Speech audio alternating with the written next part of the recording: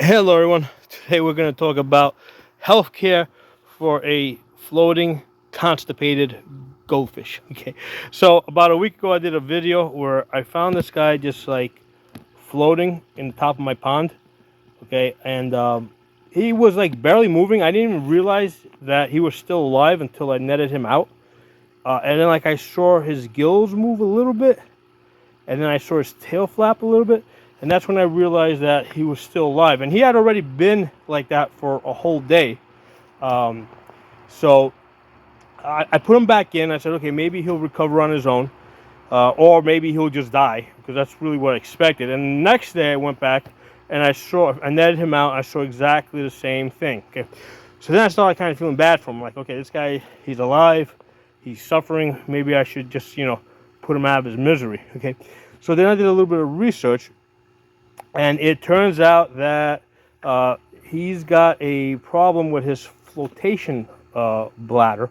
Basically, he's got gas. Okay, so that gas is he's got internal gas that is making him float to the top. So the reason why that probably happened is overeating.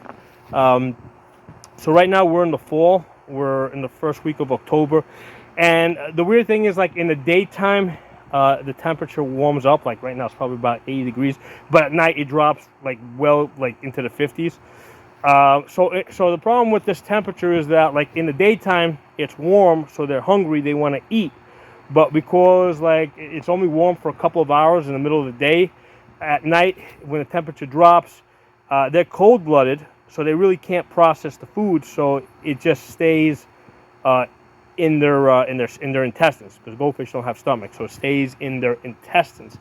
And what's happening is, because it's staying in his intestines and he's not processing it because at night it's cold. Yeah, he's constipated. Okay, so what I did is I netted him out of the pond. I put him in this 5 gallon bucket, and I've got an air pump in there giving him oxygen. Okay, and the good thing is, like, the bucket is smaller, so it's easier for the bucket to warm up. So I actually have the bucket tilted like towards the sun, right? Because at this time of year, the sun like is pretty much stays at around 35 degrees. Where I'm at in Pennsylvania in the fall. So I have it tilted towards the sun, so he's getting a little bit more sun. And what's happening is the sun hitting him, warming up the water. It has sped up his metabolism, which is allowing him to process the food in his intestines a little bit better. Now, the other thing I did is I bought like a bag of peas, right? Like, they're like $1 at the frozen food section.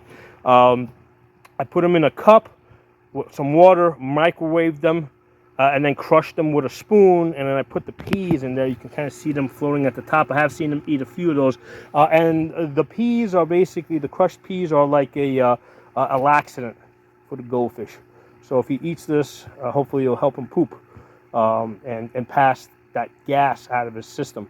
But he's a lot more active. Like I said, the first day, about a week ago, I thought he was dead, and I just saw his gills move a little bit, and then his tail wiggle a little bit. But as you look at him there, he's clearly breathing. He's moving his mouth back and forth. So he's just got gas. So I'm glad I figured it out, because I was considering kind of putting him out of his misery, because I didn't think that he would recover. But he's getting better. He's still alive after a week. And he's just got to pass that gas through his system. And this is also the reason why in the fall you don't feed your goldfish, because what was happening, like I said, I like feeding the goldfish because they come to the top of the water, they get all excited, so they're amusing to look at, when you're feeding them. But yeah, you got to kind of resist the urge. Once you get into the fall, once you get into September, and the temperature starts dropping at night into the 50s.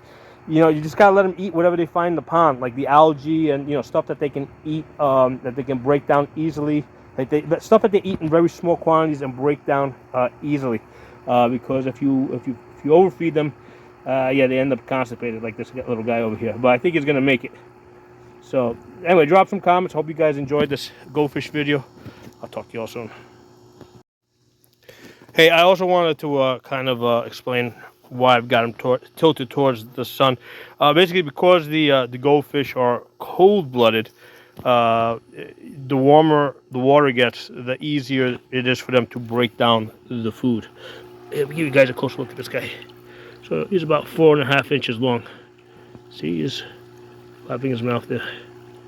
Yeah, yeah, he'll make it. So those are, he's a Sarasa goldfish, that the red and white colors.